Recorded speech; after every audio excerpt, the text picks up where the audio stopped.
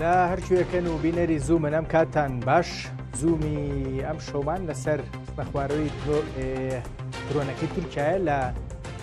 کەرکووک عێراق لەو بارەوە دوو لێدوانی هەبوو یەکیشیان گوتی ئێمە هەستومانەتە خوارەوە دانەیەکی دیکەیان ڕاستیەکەی ڕاستەوخۆ نەخواروی درۆنەکەی نەبەستەوە بە عێراقەوە گوتی ئاگادار بووین هێزەکانی هاوپەیمانانیش ئاگادار کراونەتەوە و لێکۆڵینەوە لەو بارەوە ئەکرێ. نەخواروی ئەم درۆنە لە کاتێکایە چەند ڕۆژی ڕابردوو هەمووی هەفتێ دوو هەفتە بێ عێراق و تورکیا لێک تێگەیشتێکی ئەمنی و سەربازیان واژۆ کرد. تورکیا ناوینا بۆ بەرەنگاربوونەوەی تیرۆرە، بەڵام درۆنی تورکی لە کەرکووک و بۆ بەرەنگاربوونەوەی تیرۆر چیەکە؟ لە عورفی نێودەوڵەتی و پەیوەندی نێودەوڵەتیەکانە ڕاستیەکەی لە زانستی سیاسیە ئەم ڕووداوی ئەم ڕۆی کەرکووک درۆنی وڵاتێکی دیکە باقوڵایی نزیکەی 300 کیلۆمەتر هاتبێتە خاکی وڵاتێکی دیکە و بخرێتە خوارەوە پی لێ ناوەنرێت چۆن پێناساکرێ. عێراق وەڵامیە بێ یان نا؟ تورکیا تا ئێستا ئەوەی من بزانم هەتا دەستپێکردن بەرنامەیە بێدەنگە هیچی نەوتوە لەبارەی پرسەکەەوە. بۆچی بێدەنگە؟ پامێکی سیاسی بوو، پامێکی سەربازی بوو، هەموو ئەوانە و کۆمەڵێک پرسی دیکەش بە دڵنیاییەوە لەگەڵ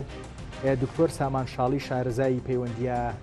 نێودەوڵەتیەکان گفتوگۆکەم بەڕێزیان لە هەولێرەوە لەگەڵ من پێدەچێت دواتر ڕاستیەکەی لە کەرکووکیش بۆ چەند دەقەیەک میوانێکم هەبێ ڕووداوەکە لەوێ ڕوویداوە بە گرنگێزانم کەسێکیش لێوە شیکردنەوەمان بۆ بکە، بەڵام جارێکە لە دکتۆر سامان لە هەولێرەوە دەست پێکەم. دکتۆر سڵاوت لێبێ، وادارم زۆر باشبی، زۆر بەخێربەی بۆ زووم لە زانستی سیاسی و عورفی پەیوەندی نێودەوڵەتی و پەیوەندی نێوان وڵاتان ڕووداوێکی لەم شێوەی ئەوەی ئەمڕۆ درۆنی وڵاتێکی دیاریکرا و فڕۆکەی بێفڕۆکانی وڵاتێکی دیاریکرا و بە سەر ئاسمانی شارێکی وڵاتێکی دیکەوە بخرێتە خوارەوە چی پێوترێت، چۆن پێناساکرێ؟ پێشەکی زۆر سوپاسدانەکەم بۆ چاوپێکەوتنە پیرۆزبایی کەناڵی زوومەکەم هیوادارم سەرکەوتوو بێت بۆ خزمەتی گەلەکەمان بە دڵنیایی. طبعاً ئەو درۆنەی کە تعریفیکەی بە شێوەیەکی نێودەوڵەتی ئەمە ئەوەیە خەرقی سیادەی عێراق کراوە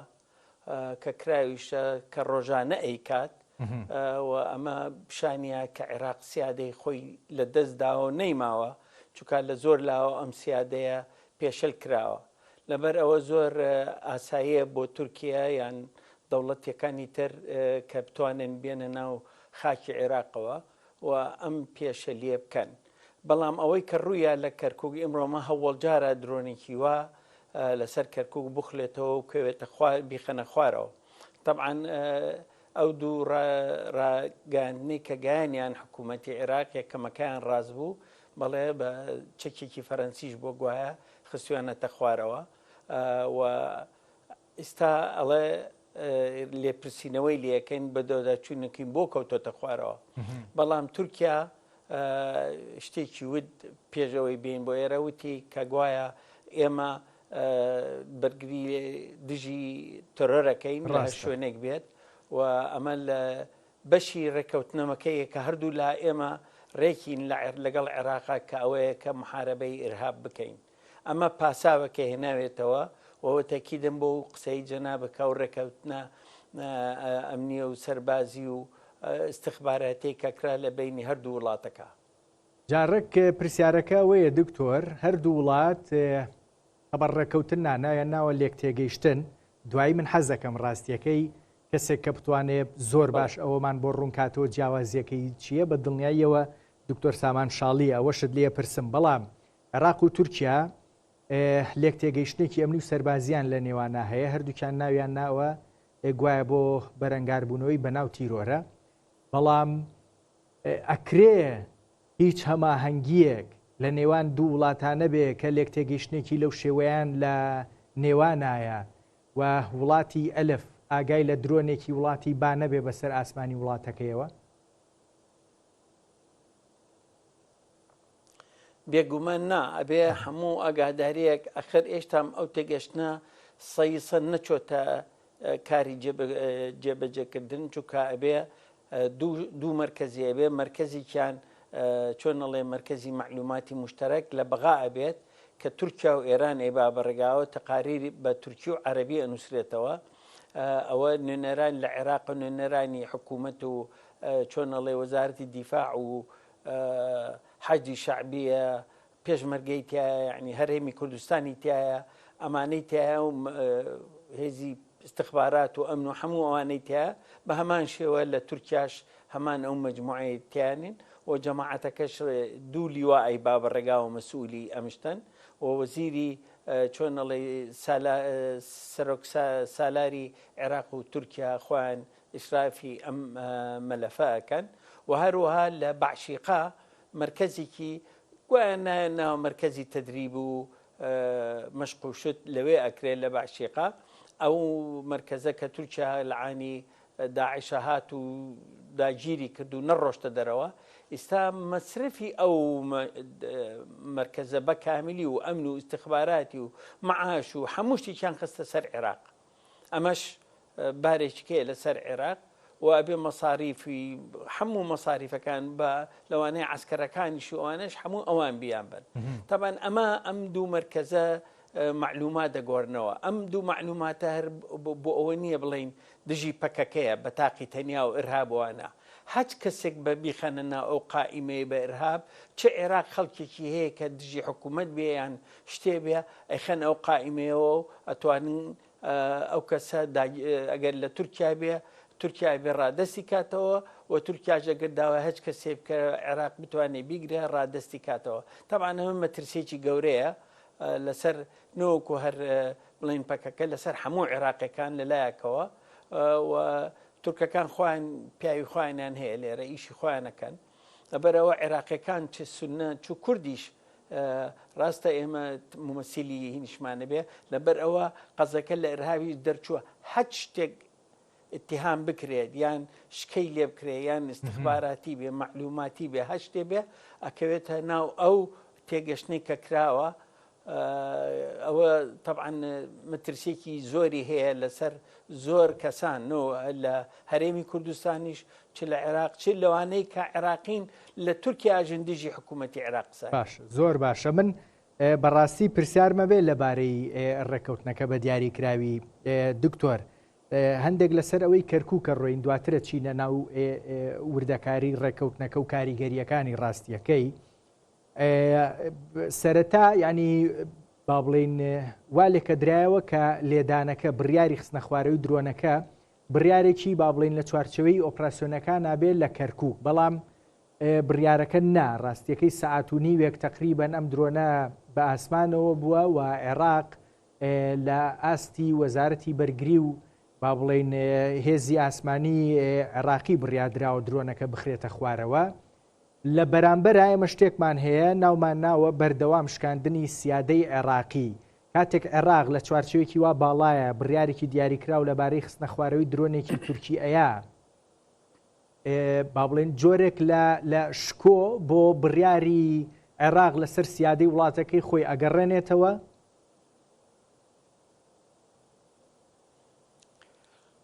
من هیوادارم کە ئەمە ببێ بە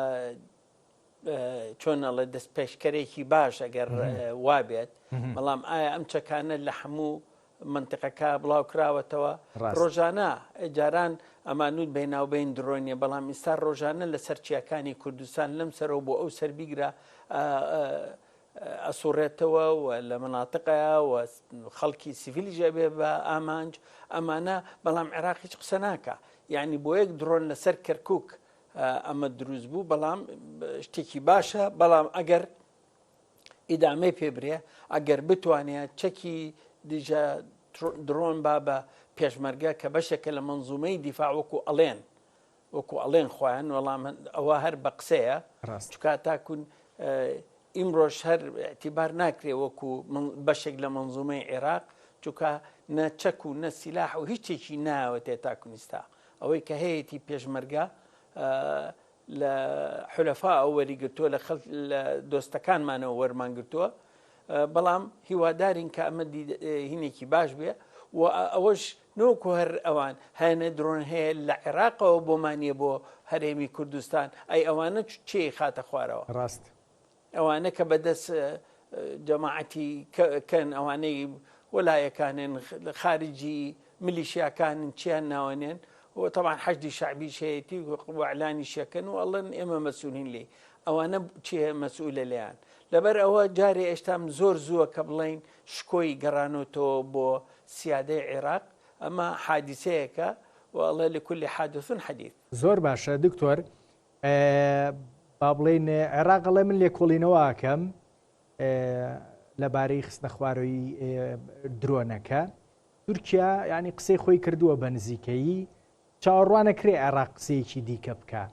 پێت وایە عێراق چیەڵێ ینی قسەی ئەم جارەی عێراق ئەوەی دووەم دوای با بڵێن لێکدانەوەکان و لێکۆڵینەوە لە پرسەکە پێت وایە عێراق چی ئەڵێت زمانێکی تون دەبێ یان چۆنە بێ جوابەکە قسەی عێراقی من هیوادارم عێراق اعتیزانێتە تۆ غەڵەت لێمان ناوە وەرن کاکە ماڵی خۆتان نەوەڵا هیوادارم عێراق دانی پیابینێ بڵێت ئەمە سیادەی عێراقە نابێ قبول کرێت نابێ کەس بێتە ناو خاکی عێراقەوە نابێت کەس سنووری عێراق بپارێ بێ ئەوەی تەنسیقێک هەبێت بێ ئەوەی بزانانی ئەم درۆنە بالضبط بۆ هاتۆتە سەر کەرکووک مەسەلەن بۆ ئەچێتە سەر فلان منطقە بە حسابی تورکیا وەکو وتم لە پێشەوە تورکیا کە ئەڵێ ئێمە شەڕی ترۆر و بەردەوامە بین کەواتە سپێنی لە بەغاژ ئەگەر جەماعەتێک بە ئەرهابی بزانێ بچێت لە ناوڕاستی بەغاژە لێیاننا یعنی ئەمە ئەبێ سنوورێکی بۆ دابرێت چونکە ئەم سنوورە زۆر گرنگە کە بۆ هەموو دەوڵەتێک دابرێت بتوانێ خۆی بپارێزێت جا هیوادارم وەزارەتی خارجیەی عێراق دەرەوەی عێراق با بڵێن بەیانێک دەرکا لەسەر ئەم مۆزعە و ئیدانەی بکات نۆکو بڵێ ئێمە یعنی چۆنەڵێن بە شێوەیەکی شەرمنانە ئیدانێکە نەخێر ئیدانێکی بەقوەتی بکە و بڵێ کە قبوڵی ناکرێ ئەم نەوعە چۆنە سنوور بەزانە یان هاتنە سەرشانەکانمان یانە سەر سلەیمانی هەولێر دۆکە ڕوا بەرەو منطقەی پێنجونە ئەوە کەرکووکە باشە کاکە ئەما گەر اتفاقی ئەمنیش بێ بە شتێکیش بڵێن لێرە بەحسی شنگال بکەین شنگال پەکەکە بەرهابیە زانێ ئەوش لەوێ چێ دامی پەکەکەکە لەوێ حەجی شعبیە باشە حەجی شعبیش بەشەکە لەم لەجنەی ئەم تێگەشتە چۆن نەڵێم تێگەشتە لە بینی هەردوو لە ئەمنی و استخبارەتی و سەربازیە باشە مە چەنی بەچەند ئەو دەعمە لەلایەکە و لەلایەکی کەشەوە پیشگیری ئەم اتفاقیە کرا لەبەر ئەوە ئێشتا زۆر ئاسان نییە بەم ڕوونیەی کە با بڵین ئەمە ئەمتیفاقەیە زۆر بەڵێ بەندەکانی ڕوونا بەندەکان هەمووی ئەمنی و ئاساییشە و هەمووشی لە بەرزەوەندی زۆری تورکیایە نەوەکو ئێمە ئەڵە بالمقابل ئەمە على ئەساس ئەمە ئەساسێکە بناغەیەکە بۆ ئەوەی جێشی تورکی لە عێراق بچێتە دەرەوە من نتمەئنتانتانەیەمێ ئەڵێم تورکیا بە هیچ نەوعێک خاکی عێراق بەجێناوێ بەتایبەتی کوردستان دکتۆر ڕاستیەکەی قسەکانت بڕوان ناکەم دەرچێت قسەکانت لەبارەی ڕێکەوتنەکەەوە هەمووی مەکە من وتم پرسیارم هەیە ئەمەی کەرکووک بە دڵنیاییەوە دواتر بەجێ هێڵین لەبارەی ڕێکەوتنەکەەوە قسەی زۆر باشمە بێ من دکتۆر سامان شاڵیم دەستکەوتووە بە دڵنیاییەوە پرسیاری هەوڵێم پرسیاری باش بکەم بە دڵنیایی جوابی باشیشمان دەستەکەوێ بەڵام لەبارەی کاردانەوەی عێراق دکتۆر ڕائێک هەیە ئەمڕۆ یعنی من لە هەندێک خەڵکەوە بینیم بیستم با بڵین ئەوی ژەوەیە کە پێشتر عێراق لەبارەی هێرشەکانی تورکیا لە خاکی کوردستان هەرێمی کوردستان بە شێوێک لە شێوەکان بێدەنگ بوو هیچی ناوێت بەڵام ئەمەی کەرکووک ڕاستیەکەی زۆر لەو 30 کیلۆمەترە زیاترە کە گوایە ڕێکەوتن کراوە لێک تێگەیشتن کراوە لەگەڵ تورکایە و پێدەچێ ئەمە دەرفەتێکی باش بێ بۆ عێراق بۆ ئەوەی هیچ نەبێت چاوێکی سوور پیشانی تورکیا بە عێراقم دەرفەتە خۆزێتەوە بێگومان ناقۆزێتەوە چکە عێراق چاوی سووری نیە ناتوانێت چاو لە کەس سوورکاتەوە چاو لە ناتوانێت لە ناخۆکان ئەو ملیشیانە سوورکاتەوە کە هیچ اعتراف بە حکوومەتی عێراق ناکەوە هەچی شتێکیان بێەوە ئەیکەن چۆن ناتوانێت چاو لە دەوڵەتێکی وەکو حەلی دووهم جێیشی هەیە لە ناتوە سوورکاتەوە یان لە ئێران یان لە دەوڵەتەکانی کە چونکە خۆی وەکو وتم سیادەی عێراق شکاوە ئێشتام قووەتی هێزی چۆنەڵێ بەرگری عێراق ئەو قووەتەی نییە ئیمڕۆ منافەسەیەک هەیە لە بینی حەشدی شعبی و ملیشیاکان بەرامبەر جێشی عێراقی جێشی عێراقی ئیستا بەرەو دواوە ڕواق ئەو قووەتە ئەو هێزەی حەشدی نیە حەشد ئیستا زۆر خۆی بە قووەتر ئەزانێ وەکو چۆنەڵێ حرەسی قەومی ئیسلامی سەوری ئیسلامی لە ئێران و جێشی ئێرانی ئیستا هیچ دەنگی نییە کەس نابیسەر باسی حرەسی سەوری ئێرانیە کەن لەبەر ئەوە حەجدی ژوای لاتۆ جێشی عێراقی ئێشتام نەختێ بەڵەنسەکەی گرتووە بەڵام وردە ئەو بەڵەنسە خەریکە تێگەچە چونکە حەجدی شعبی لە یاساکانی هاتۆ زۆر هێزی هەیە زۆر قووەتی هەیە ئەتوانێت چەک بکڕێ مباشەرەتەن بێ ئەوەی بگەڕێتەوە بۆ وەزارەتی دیفاعیان هەج لایەکی تر لەبەرەوە خۆی بەهێز کردووە درۆنی هەیە هەر تارەی ماوەت لەوانشە تارە شێبێ من ئەگادار لە تارە نیم بەڵام خۆ دەزانی هەموو چەکە قورچەکانی عێراق کە هەیەی ئەو هەیەی لەبەرەوە عێراق بڕواناکەم لەم مەرحەلە چاوسوور کاتەوە بە هیچ نوعێک لە تورکیا بەڵکە وەکو وتم ئەگەر وەزارەتی دەرەوە بەیانێک دەرکا چۆنەڵێ شەرمنانە ئیدانەیەکی بکات. دکتۆر ڕاستیەکەی بە دڵنیاییەوە تورکیان بێدەنگی عێراقی لەبارەی هێرشەکانی هەم بۆ سەرهەرێمی کوردستان هەم بۆ ئەوانەی کە نازانین ئەگەر لە داهاتووە پرسی دیکەش بە دڵنیاییەوە ڕووبا تورکیان بێدەنگی قۆستۆتەوانێ بەڵام پرسیار ئەوەیە بێدەنگی عێراق بێدەنگیەکی ڕاستیەکەی ئیختیاریە یان ناچاریە؟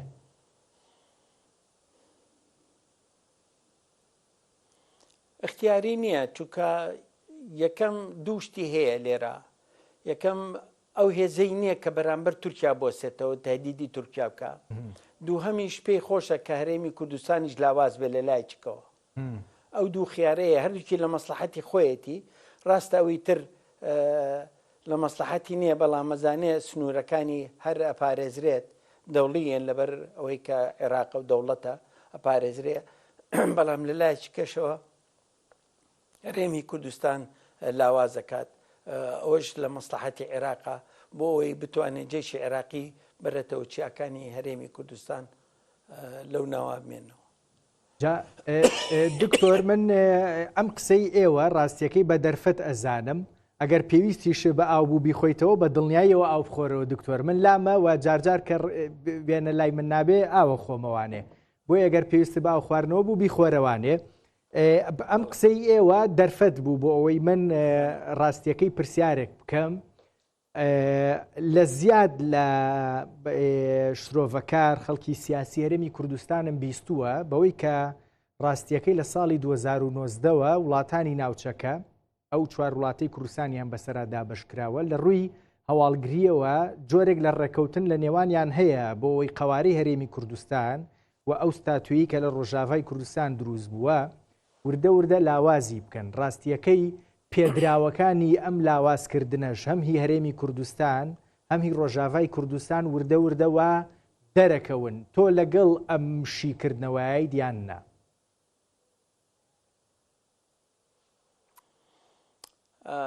بەڵێ من لەگەڵ ئەوام کە هەموو هەوڵەگەیرەیە کە قەوارەی هەرێمی کوردستان لاواز بکرێت لە هەموو ڕێکەوە لە ڕووی ئابوووریەوەیە لە ڕووی سیاسیەوەیە لە ڕووی عسکەریەوەیە لە ڕووی کۆمەڵایەتیشەوەیە یعنی ئەوە بۆمان دەرکەوت لە ڕووی ئابوووریەوە ئەو مەسلەی نەوتەکە و سەروەری ئابوووریمان لە دەستدا لە ڕووی عسکەریەوە ئەوای بینی هەرێمی کوردستان بە هەر چوار خولیراوە بە دوشمنەکانی لە ڕووی ئەمانە هەمووی وای لەکە کە هەرێمی کوردستان ئەو هەتاکوون ئەو ڕێگایی کاڵەن ڕێگای تەنمیە طریقە تەنمیە کە دروست کراوە اتفاق کرا لەگەڵ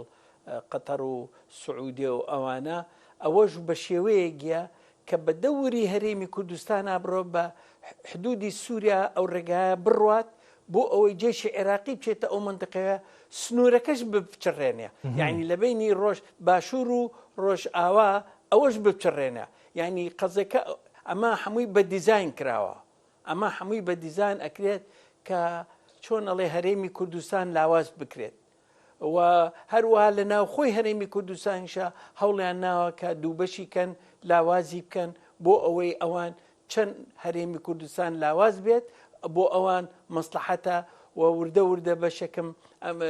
وەکو چۆن بیرکردنەوەیەکی چڕ هەیە کە حکوومەتەکە حکوومەتێکی فدرالی نەبێ حکوومەتێکی مرکزی بێت هەموو هەرێمەکانیش بکرێ هەرێمی کوردستانیش بکرێ وەکو محافەزاتەکانی خوارەوە کاربێ بەڵام بۆچوونە هەیە بەڵام ئایا چێتە سەر بۆیان یاننا ئەوەش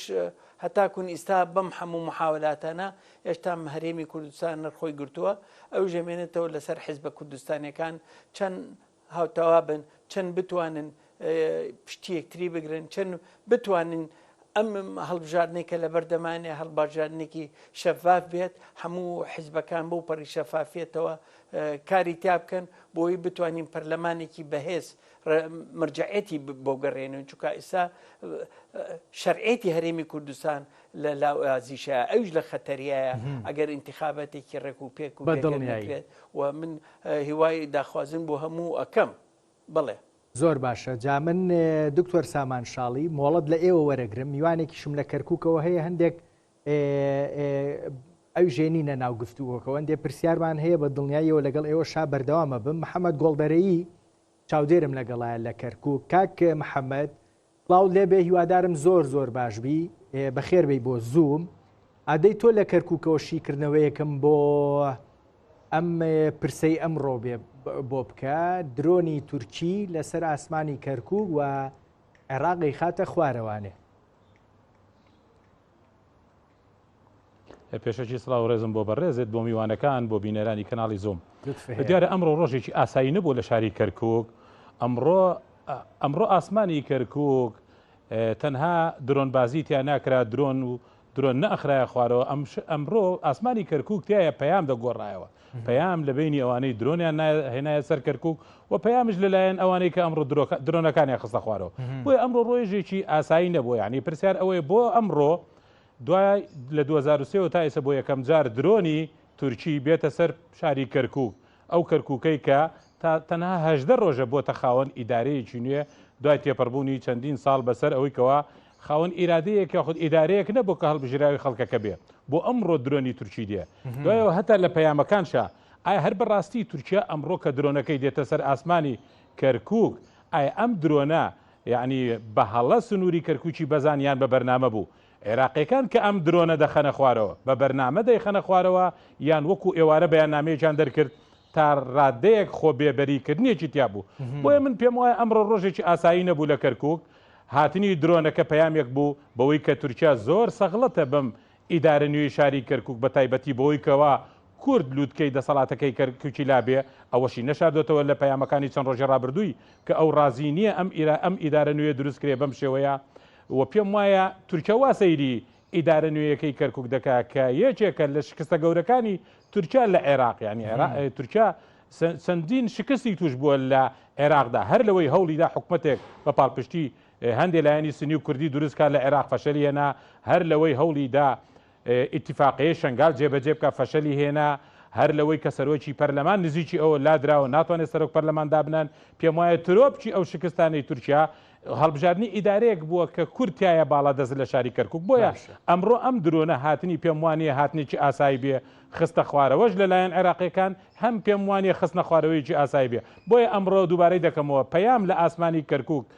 دەگۆڕایەوە هەم لە بینی عێراقیەکان و ئەم لە بینی تورکیا کە پێم وایە دەبێت کەرکووچەکان لەم پەیامانە تێبگەن زۆر باشە جا پەیامی سیاسیە بەڵام بە ئەمرازی سەربازی ڕاستیەکەی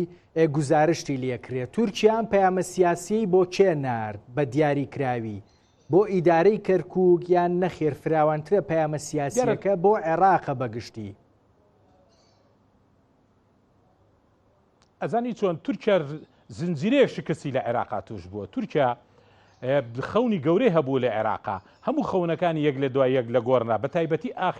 ئاخرین خەونی ئەوەی کە چەند ڕۆژێک لەمەوبەر کاتێک کە دەنگۆی ئەوەی هەبوو تورکمانی ڕەنگە بێتە پارێزگاری کەرکووک شاگەشکە بوون بۆی زۆرێ باسی ئەویان دەکردیانوت دوای تێپەڕبوونی 100 ساڵ لەسەر کۆتایی هێنانی حکومڕانیمان لە کەرکووکە ئەوە تورکمانێک بۆ جارێک کە دەبێتەوە شارەداری کەرکووک بۆی من پێم وایە تورکەکان ئەویان نەشاردۆتەوە ئەوان هەوڵی ئەوە دەدەن ئەو ئیدارە نوێی شاری کەرکووک دەبوو بەویستی ئەوان بێ ئەو هاوپەیمانەتی کە نزیکی ئەوان بوون حکومت دروستکە ئەوان لە یەکەم ڕۆژەوە دوای هەڵبژارنەکانی ئەنجومەنی پارێزگای کەرکووک ڕاستەوخۆ سەرپەرشتی کۆبوونەوەی لە هەندێک لایەنی براوەیان کرد ڕاستەوخۆ خاوەنی ئەجیندەیە بوون بۆ حکومڕانی لە شاری کەرکووک و حکوومەتی خۆجێتی پێم وایە ئەمڕۆ سەغڵەتن بەو شکستە ئەم پەیامەی کە بەڕێزت باست کرد پەیامی سیاسی لەسەر پشتی درۆن ئەمڕۆ بۆ کەرکووکە هات پەیامی تورکایەکە سەغڵەتە بەم ئیدارە نوێ سەغڵەتە بەوەی کە لانیکەم ئێستا سەغڵەتە بە ئام کە کورد خاوەندە سەڵات بێ لە کەرکووک وە زیاترش سەغڵەتە بەوەی کە لایەنێک پێی وایە نەیاری ئەوە و دۆستەکانی ئەو نەیانتوانێت حکومەت دروستکەن بۆیە ئەمڕۆ لەسەر پشتی درۆن پەیام بۆ کەرکووک دەهات و عێراقیەکانش کە درۆنەکەیان خست پەیامێک بۆ ئەو ئەجیندا تورکیە بۆیە من پێم وایە چەند ڕۆژی داهاتوش زیاتر لەوە تێدەگەین ئایا تورکیا بەردەوام دەبێت لە ناردنی پەیام بە درۆن و عێراقیەکانش بەردەوام دەبن لە خستنی یاننا زۆر باشە کاک محەممەد من ئەمێ ڕاستیەکەی ئەم پرسە سەربازیە کەوا خەریکە ئیترێمە شیکردنەوەی سیاسیشی بۆکەین ڕێی دکتۆر سامانیش بزانم لاو لێرەوە دکتۆر ڕاستیەکەی ئەگەر درۆنەکانی تورکیا هێرشەکانی تورکیا بەردەوام لە خاکی کوردستان خاکی هەرێمی کوردستان ئاکتی سەربازی بوو بن جوڵەی سەربازی بوو بن ئەوە وردە یعنی ئەوەی کەرکووک تا حدێک خوێندنەوەی سیاسیشی بۆکرێ و ئەبەسترێتەوە بە گۆڕانکاریەکانی ئەم ئەخیرەی ئیدارەی کەرکووک ئێوە لەو بارەوە قسەتان خوێندنەوەتان چییە دکتۆر؟ خۆی ڕاستە پەیامەکەش ئەو جیهاتێشی تایە ئەگەر بچینە ناو ئیدارەی کەرکووک و بەحسیکەین و ئیدارەی تازەی کەرکووک طبعاً تورکمانەکان خۆتان نەزان ئینسان لە محکمەی ئیتیحادیش کارتیان هەیە ئینتیزاری وەڵامی محکمەی ئیتیحادیەکەن بۆ ئەوەی ئەم ئیدارەیە هەڵوەشێنەوەیان بڕوایان پێ نەکرێ طبعاً تورکیا بە تونگی ئیدانەی ئەم ڕێکەوتنەی کرد و ئەم ئیدانەیە کردوتی ئێمە بە هیچ نەوعی قبول ناکەین کە تورکمان پراوێز کرێ لە کەرکووکە و ئێمە دژی وەستینەوە یعنی ئەو نەی شاردۆتەوە یعنی تورکیا شەرم لە کەس ناکات تورکیا بە عەلەنی ئەڵێ ئەمەم کردو ئەی کەم یعنی ئەم پەیامەش میانە بەڕێزە وتی پەیامێکی سیاسی لە سەر درۆنێکاتۆ زۆر ڕاستە بەڵام ئەوەش دەکەوێتەوە سەر ئەوەی کە ئێمە ئایا کورد کە زۆرینەین لە کەرکووکە چۆن ئەبێ قبولکەین کە بەشی خۆمان یعنی بەشەکەی خۆمان کە هەیە کە ئیستا بین بە خەڵکیکە لەبەر ئەوە ئەبێ هەموو هەوڵ بین کە بتوانین ئەمە بپارێزین و ڕێکەوتن بکرێت بۆ ئەوەی بتوانین پێکەوە عەلەقەل جارێ ئەو پارێزگارە بەدەست کوردێکەوەیە کوردەکە بی با بڕێگاوە بزانین چۆن ئەبێت بەڵام بەڕێی من ئەبێ تێگەشتنیشی کەش هەبێ بە زووترین کات بۆ ئەوەی ئەم ئیدارەیە لە محکمەی ئیتیحادی یەکلایەکی کاتەوە لەوانەشە زەختی تورکیاوە لە محکمەی ئیتیحادیش بکات کە بڕیارەکە بۆ شێوە بێ بڵێ ئەمە نادەستوریە چووکە ئیتیفاقێک هەیە لەو ئیتیفاقا بێ هەموو کەمایەتەکان بەشدار بن لە هەڵبژاردنەکە بەس تورکمانی تیانە بۆ کورد و عەرەب و مەسیحی تیاوە بەس تورکمانی تیانەوە لەبەر ئەوەی هەر ئەوان بۆیان هەیە شکارتکەن ئەوانیش کارتەکەیان کردووە بەڵام ئێمە هیوادارین کە بتوانین ئێمە پێکەوە لە کەرکووکە پێکەوە بین دەنگمان بەهێزکەین بۆ ئەوەی بتوانین دو ڕۆژێکی بەهێز بۆ خەڵکەکە و هیوایەکی تازە بین دکتۆر بمبورە من ئەگەر لێرەیان ڕادگرم حەزەکەم اینجا تەکیدیان نازانم پەیوەندی بە پرسیارەکەی منەوە هەیە لە پێشوار ڕاستیەکەی هەم لە هەڵبژاردنەکەیە کورد بەجیا بەشداری کرد ئەم لە گفتوگۆکانی پێکەینانی ئیدارەیش ڕاستیەکەی کورد بەجیا بەشداری کرد لەم ئەخیرەیە پرسەکە برایە محکمەی با بڵێن دادگای فیدرالی هێشتان تقریبەن ڕەنگێکی سیاسی بە پرسەکەەوە بوو ئێستا ڕەنگێکی سەربازیش خەریکە پرسەکە وەری ئەگرێ هەرچەنە پەیامەکە سیاسیە بەڵام بە ئەمرازی سەربازی نێراوە ئەمە وا لە کوردەکان ڕاستیەکەی لە کەرکووک بێتەوە سەرخۆی ئیتر بزانێ پرسەکان جددیترن و یەکگرتوویەکی ئەوێ بۆ با بڵێن ڕوبەڕووبوونەوەی هەموو ئەوەی کە ئێستا لە ئیدارەی کەرکووکە گوزەرێ بەڵام کورد ئەماکە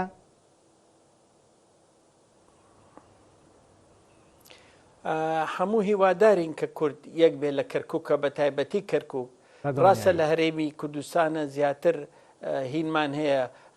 دەستبڵاویمان هەیە توانین ناتەبابین ئەتوانین قسە بکەین ئەتوانین شی بکەین بەڵام لە کەرکووک کەمین ئەبێ یەک دەنگ بین ئەبێ یەک هەڵوێز بین هیوادارین کە بتوانین بگەینە تێگەشتێکی تازە بۆ ئەوەی کە بتوانین پێگەی کورد لە کەرکووکا بەهێزکەین اینجا ئەوەش ئەوەیە کە حزبە کوردیەکان لە کەرکووکا چەند نزیک بن چەند یەکتری لە وەسعەکە باشتر تێبگەن ئەوە مەسلحەتی کوردی تایە سیاست کاکە سیاست بەڕق ناکرێت سیاست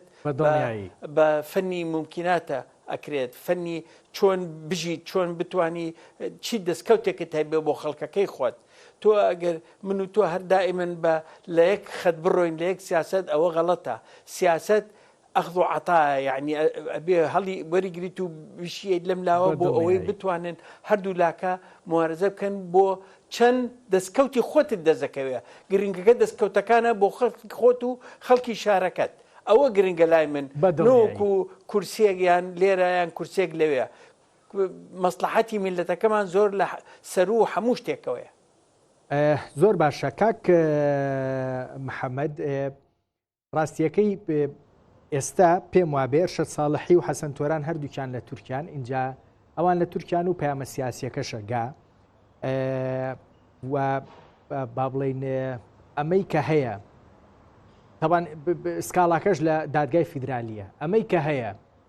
ئەمەی ئەمڕۆ ڕوویە ئەو پەیامەی کە نێررا لەلایەن تورکیاوە و ئاکات جۆرێک لە گفتوگۆ دووبارە بێتەوە ئارا بۆ ئەوەی تورکیا لە چوارچەوەی ئیدارەی کەرکووکە وەکو ئێوە ناوتانە دۆڕانوێتی گفتوگۆ بکرێتەوە بە شێوەیەک لە شێوەکان فۆرمێکی دیکە وەرگێتەوە یعنی ئەم پرسەی کەرکووک ڕاستیەکەی دوای ئەم پەیامە سیاسیە بەکوێوەگا چی لێت لە دیوە سیاسیەکەی لە دیوە یاساییەکەی من پێم وایە دیوە یاسایەکەی محکمەی ئیتیحادی باوەڕ ناکەم هیچ بڕیارێک بدا بۆ هەڵوەشانەوەی حکوومەتە خۆجێتێکە نەسی دەقی یاساکەی تایبەت بە کەرکووک بۆ ئەنجومەنی پارێزگا دەڵێ پۆستەکان دابش دەکرێت لە بینی پێکهاتەکان بە دادپەروەری بەبێ لە بەرچاوگرتنی ئەنجامی هەڵبژاردنەکان کەواتە ئێمە ئەمڕۆ حکوومەتێکمان هەیە ڕاستە تورکمانی سونە بەشدار نیە بەڵام تورکمانی شیعە لە شاری کەرکووکە ئەوان بەشدارن و بەشێکش بوون لە دروستکردنی ئەم هاوپەیمانەتیە پرسیاری گرنگی ئێمە ئەوەیە ئایا هەر بەڕاستی تورکمانی کەرکووک ئەو پشکەی کە بۆیان دانراوە لە ئیدارە و بەڕێوەبردننی شاری کەرکووک ئەوان بە کەمی دەبین و بە شایستەی خۆیان نابینن یان ئەوە تورکایە ڕازی نییە تورکمان لە چوارچێوەی ئەو ڕێککەوتنە بەشداری حکوومەتکە کە بەرژەوەندی و یاخۆت خزمەت بە ئەجیندای اینجا تۆ پێ دوایە کامیانە کاک محەممەد دوو ڕۆژی ڕابردوو لەگەڵ ئەرشەد ساڵحی و حەسەن من پێم وایە تورکیا دژی ئەوەیە کورد لوتکەی دەسەڵاتی شارەکەی هەبێ و بە تایبەتی ئەو کوردە کوردیە بێ کە بەشێ نەبێت لە ئەجیندای ئەو تورکیا ئەجیندایەکی هەبوو لە شاری کەرکووک پارتی دیموکراتی کوردستان بەشێ بووتی و هەندێک لایەنی عەرەبی سونە و تورکمانەکانش دیارە ئەو ئەجیندا و لێک تێگەیشتنە سەرکەوتوو نەبوو لەوەی کە بتوانێت حکوومەتی خۆجێتی دروستکە کەواتە ئێستا ئەو دژی ئەوەیە ئەو خەونی ئەوە بوو ئەو بەرەیە کە ئەو پاڵپشتی دەکا حکوومەت دروستکە ئێستا ئەوە سەرکەوتوو نەبوون ئەو دژایەتی بەرەیەک دەکا کە جیاواز لە ڕوئای ئەو ئەمڕۆ کار دەکەن من پێم وایە پەیامێکیش هەیە لە ناو کەرکووک ڕەنگە ئێستا ململانەی لە بینی دوو پەیامە پەیامی تورکیا بۆ ئەوەی هەوڵ بدا پارتی و بەشێ لە عەرەبەکان و تورکمان لە ئیدارەی شارەکە داببڕێ و بیانکا بە ئۆپۆزیسیۆنێ و لە ڕێی ئەوەوە هەوڵدا ئیستیقرارێک لە کەرکووک نەبێ یاخۆت حکوومەتەکە سەرکەوتوو نەبێ بەرامبەر بە ئیرادەیە کە ئەمڕۆ سەرجەم لایەنەکانی پێکهێنەری حکوومەتەکە یانە ئەوەشکەوە هەموو لایەنی پێکەندەرەکانی حکوومەت لە پارێزگار و سەرۆکی ئەنجومەن ئەوەیە کە ئێمە لە دەرگای عەرەبەکان دەدەین لە دەرگای تورکمانەکان و پارتی دیموکراتی کوردستانش دەدەین چەندین جار لەو دەرگایە دەدەین پشتی هەموو لایەنەکان لە ئیدارەدانی شارەکە ئامادەیە هەموو وەکو برا بەیەکەوە ئەم شارە بەڕێوەبەرین کەواتە ئێستا ئێمە لە بینی دوو پەیامان پەیامێک خاوەنەکەی ئەجیندایەکی ئیقلیمیە دەیەوێت ئەو ئەجیندای ئەو لە شاری کەرکووک جێبەجێ بکرێ بەرامبەرێکەشی پەیامێکە سەرجەم لایەنە براوەکان دەتوانن بەشدار بن لە چۆنێتی بەڕێوەبردی ژاری کەرکووک و من پێم وایە تورکیا زۆر ڕوونە هەروەکو میوانە بەڕێزەکە باسی کرد تورکیا دژایەتی بەرژەوەندی باڵەکانی کوردەکە ئەو پێی باشە کوردێ خاوەن دەسەڵات بێ لە چوارچەوەی ئەجیندای ئەوە کارکە بەپێی ئەو بیر و باوەڕێی کە تورکیا دەیەوێت بۆ کەرکووک کار بکە هەر کوردێ لە دەرەوەی ئەو بەرنامەیە بێ ئەو جایەتی دەکا بەڵام ئەوەی کە ئێمە زۆر گرنگە ئەی ئێمە کورتی بکەین لە کەرکووکە بۆ ئەمڕۆ کە ئێمە ئیدارەیەکمان هەیە ڕەنگە ئێستا لایەنی کوردی هەیە متفق نییە لەگەڵ ئیدارەکە بەڵام ئایا ئەکرێ ئێمەی کورد کە دەرفەتی هاتووە لە ڕێی دەنگدانەوە ببینە بەشێکی سەرەکی لە بەڕێوەبردنی شارەکە دوای 16 ئۆکتۆبر و ریفراندۆم دوای ئەوەی تەواوی دەسەڵاتمان لە دەستدا ئێمە غەیری ڕێکارێکی کەمان لە بەردەستانێ بۆی دەسەڵاتمان هەبێت لە شاری کەرکووکە کەواتە من پێم وایە دەبێ هەر وەکو میوانە بەرزەکە توی خلافاتەکانمان وەلاوەنین لە چوارچێوەی ئەم لە دەوری ئەم ئیدارە نوێ کۆ بینەوە بە تایبەتی کە ئەمڕۆ هەموو چاوەکان لەسەر ئەوەیە سەری هەرەمی لوتکەکە لای کووردا نابێ ئێمە بەشێ لە کورد کارکەین بۆ ئەوەی ئەم ئیدارەیە کە کورد بەڕێوەی دەبا شکست بێنێ ئەجیندای دەوڵەتێکی وەکو تورکیا کە زۆر بەڕوونی دەڵێ خەونی کورد لە هەر شوێنێ بم من دژایەتی ئەو خەونەی دەکەم ئەمڕۆ خەونێکی بچووکی کورد لە کەرکووکە خەریکە سەر ئەڵداتەوە تورکیا بۆ ئەجیندای دژایەتی دەکا و من پێم وایە ئەگەر بێت و تورکیا سەرکەوتوو بێ لەوەی پشێوی لە ساری کەرکووک دروستکە و هەوڵدا ئیدارەکەی فەشەل بێ من پێم وایە ڕەنگە ئەمە پەلکێشێک کاردانەوەی توندی ئەبێ لەسەر بارودۆخی هەرێمی کوردستانش لەبەرەوە ئەو لایەنە کوردیانەی کە ئەمڕۆ لە ناو کەرکووکە ململانێ دەکەن و بەشێکشن لە ئەجیندا جیاوازەکان دەسەڵاتی تەواوی لە هەرێمی کوردستان هەیە کە ڕەنگە مەترسیشی هەبێ بۆ سەر پرۆسەی هەڵبژاردننی هەرێمی کوردستان ئەو پرۆسەیە کە هەموو خەون بەوە دەبینی دەرفەتێ بێ بۆ گۆڕانکاری گەورە لە هەرێمی کوردستان دەرفەتێ بێ بۆ ئەوی ببینە خاوەن حکومڕانیەک شایستە بە خەڵکی هەرێم کەواتە بۆی هەیە ئەمە ئەگەر بێت و تەشەنە بسەنێ و پشێوی لە کەرکووک دروستکە پێم وایە ڕنگدانەوەی لەسەر پرۆسی سیاسی هەڵبژاردنش لە هەرێم زۆر باشە کاک محەممەد دکتۆر سامانیە مۆلای تۆ لەبارەی کەرکووک و ئەخیر پرسیارت لە یەکەم دوای ئەوە هەندێشت لەبارەی ڕێکەوتنەکە ئەگەر دەرفەتە بوو باسیەکەین ئێستا ڕوونە ئەجەندایەکی تورکی لەبارەی کەرکووکەوە هەیە ڕوونەکە چییە ئەوژەوەی ئیدارەی شارەکە بەدەست کوردەوە نەبێ بە تایبەت وەکوەی کاک محەممەد وتی کوردێک کە لە چوارچەوەی ئەجەنداکانی خۆیانە بێ بەڵام لە بەرامبەرە خەونێکی عێراقی بیرکردنەوەیکی عێراقی هەیە ڕاستیەکەی کە ئۆکەی بۆ ئەو ئیدارە نوێی کەرکووک کردووە وە گرفتی لەگەڵیان نیە هەندێ با بڵێن وردەکێشە ماوە ئەکرێت چارەسەر بکرێ عێراق ئەچێتە ژێرباری ئەم فشارانەی تورکیا یان نەخێر عێراق بە تەواوەتی ئیمزایەکی گەورە واژۆیەکی گەورە لەسەر گۆڕانکاریەکانی کەرکووکەکە و ئەوەی کە کاک محەممەد بە دۆڕانی تورکیای ناونا لە کەرکووک ئیتر سەری لێنرێتەوە داخرێ و ئەبێ بە دۆڕانێکی فەرمی و ڕسمی با بڵێن بۆ تورکیا لە کەرکووک والله خۆی تورکیا قەت واز نایانێ لە کەرکووک یعنی دائیمەن ئێڵێ کاکەوەتی لە زمانی عوسمانیەوە ئیستاش لە میزانەی دەوڵەتی تورکیا ساڵانە 1 ریال دانراوە بۆ نینەوە یعنی کە چۆنەڵی بڵێ یعنی کەواتە ئەو هەر خەیاڵی لە منطقەی کەرکووک و ئەو ناوچانە هەیە تاکو شارە زۆر ئەو خەیاڵی هەیە بە تایبەتی ئیستا چڕی کردوێتەوە لە کەرکووک اینجا کەرکووک بۆ ئەو وەکو سمبڵێ وایە دیفاعی لەکە لە کاندێکە تارق عزیز کە لیان پرسی وتی تورکمانەکانی کەوتی بۆ تورکمان ئێمە تورکمانمان نییە تورکمانی ئێمە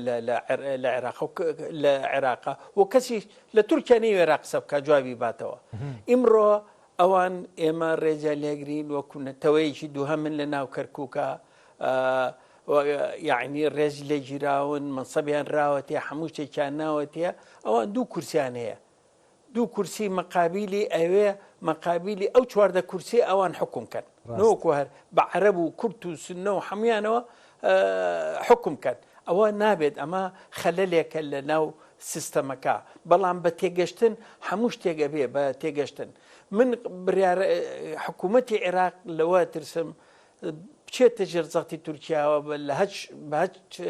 شێوەیەک بێت کە بتوانێت زەخت بخەنە سەر محکەمەی ئیتیحادی چونکە ئێمە هەموو پێشەلکارەکانمان لە محکەمەی ئیتیحادی و بۆ زنگەوە بێتەوە ئایا محکەمەی ئیتیحادی ملە نییە بۆ ئەوان یان بەڕاستی پشگیری عێراقەکە و لەگەڵ خەڵکی عێراقا لەبەر ئەوە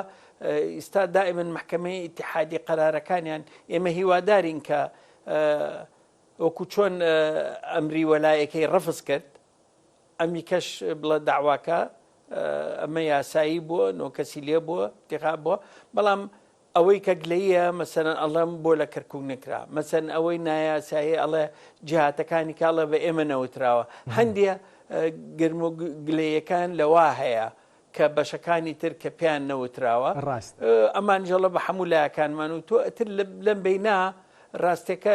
زۆر ڕوون نییە بەڵام با بڵین واش بوو بێت ئێستا وەختی ئەوەیە کە بتوانین ئێمە بەرژەوەندی هەرێمی کوردستان بەرژەوەندی کورد بە تایبەتی لە کەرکووکە لەو ناوچەکانی دەور و خولیا چۆن بپارێزین چۆن خاکی ئەو جوتیارانە بپارێزین چۆن تعریب بوەستێنین چۆن دەست پێ بکەینەوە بە دروستکردنەوەی برایەتی لە ناو کەرکووکە چۆن بە هەوڵ بین کە ئەم برایەتی کە هەیە لە کەرکووکە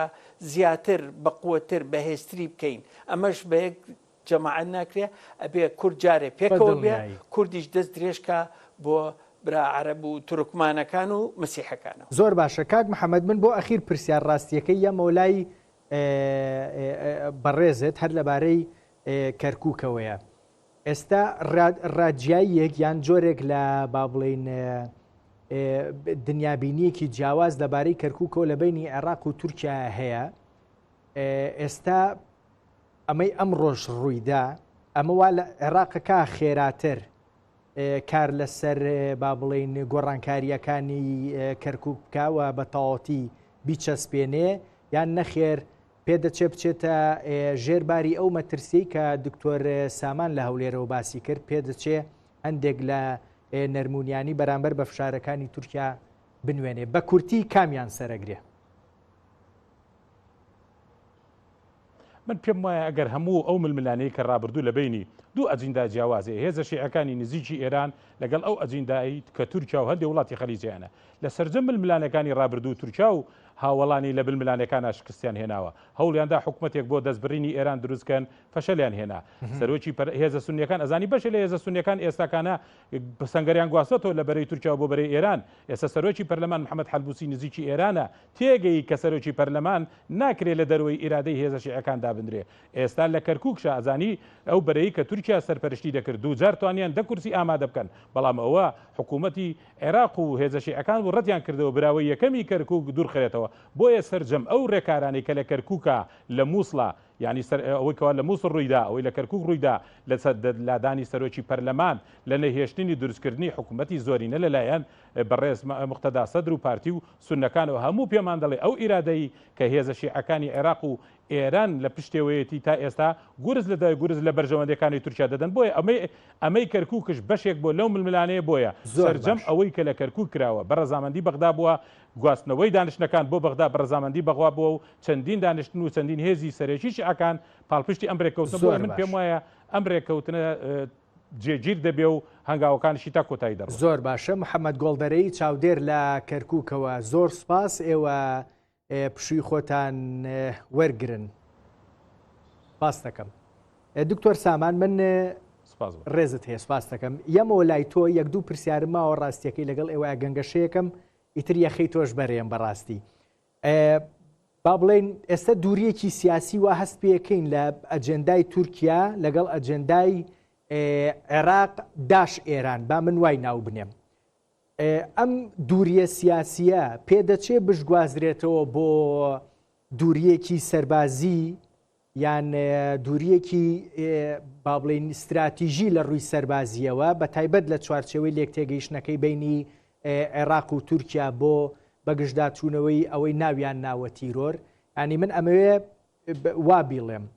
ئەکرێ عێراق و تورکیا لە ڕووی سیاسی و لە ڕووی سەربازیشەوە ئەوەندە جیاوازیان هەبێ لە ئەخیرا ئەم ڕێککەوتنەی ئەم لێکتێگەیشتنەی کە هەیە هیچی وای لێ جێبەجێ نەکرێ بڕوان ناکەم جێبەجێکەن چکاوەکو وتم مەسلحەتیان تایە چێ تورکیا چ ئێران چ عێراق مەسلحەتیان تایە کە ئەمە جێبەجێ بکەن ئەوان ئەیانەوێت سنوورەکانیان تیانەمێنێ بەنای ئرهابەوە هجوومەکەنە سەر خاکی هەرێمی کوردستان و خاکەکان داگیر کردووە و بە قوڵایەکی زۆرەکو جەنابتانە زاننسی بۆ 45 کیلومتری شاتۆتەنەوە هەرە ڕاتە بەرەو خواریش و ئێرانیش ڕێکەوتنێکی کرد لەگەڵ عێراقا و سنوورەکانی و هێزەکانی ڕۆژ هەڵاتیشان دوورخستەوە لە سنوورەکان ئەمانە هەمووی مەسلحەتی ئەوانی تایە و ئەوە ژوالەکە کە وەکووتم جێشی عێراقی لەگەڵ پێشمەرگە لەو سنوورانەی ئێرانن ئەیانوێ بە هەمان شێوە کەواتە جێشی عێراقی وردە وردەهێتەوە سەر هەموو سنوورەکانی کوردستان لە پشتەوە ئەگەر ئەمان بۆ بچێتە سەر ینی خۆی ئەوەیە من شتێکی حەزەکەم بزانی بۆ ئەو استراتیژیە وەختی خۆی ئەمەشم وتووە تورکیا لەگەڵ ئێرانە کەعانی ئەفغانستانە بوو دیوارێکی دروست کرد بە درێژایی سنوورەکان لە بینی خۆی و تورکیا و ئێران لە بینی سووریا هەتاکوون ئەو سەر ئەو دیوارەی دروست کرد باشە بۆ ئەو دیوارش دروست ناکە لە عێراقا ئەو بچێتەوە خاکی خۆی ئێمەش لەم دیوە محافەزەی خۆمانەکەین یعنی بۆ ئەتوانێ عینەن دیوار دروستکە بۆ نایکا کەس نەچۆتە دیو بۆچی نایکا سووریاوە چوونەتە ئەو دیو وەڵا کاک ئاخر بۆی عەرزی خاکی کوردستان داگیرکە بۆی دێکان وێرانکە بۆی دارەکان ببڕێتەوە بۆی خێراتی کوردستان برێت بۆی نەڕاتە دەرەوە بۆی وەکو قوبڕوسی لێ بکە بۆ چێتی ئەجین ئەگەر ڕاستی بکردایە ئەیتوانی ئەو دیوارە بکە باکم کۆنکریتەکەی حکوومەتی عێراق بیا لەگەڵ هەرێمی کوردستانە بەو کۆنکریتانە ئێمە دروستیەکەین زۆر بەڵام با بڕاتە دەرەوە لە خاکی کوردستان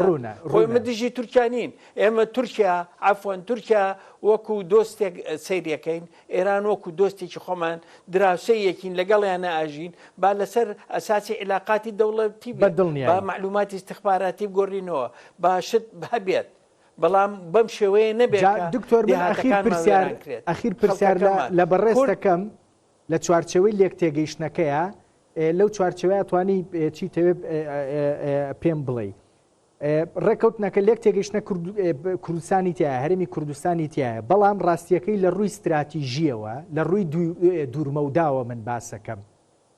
لێک تێگەیشتێکی وای بینی عێراق و تورکیا ئەوەی تۆی بینی بە زەرەری کورد ئەشکێتەوە یان نا جا من کە ئەڵێم کورد ڕاستیەکەی هەم باسی باشووری کوردستانەکەم هەم باسی باکووری کوردستانیشەکەم بە کورتی سوپاس دەکەم بەڵێ زۆر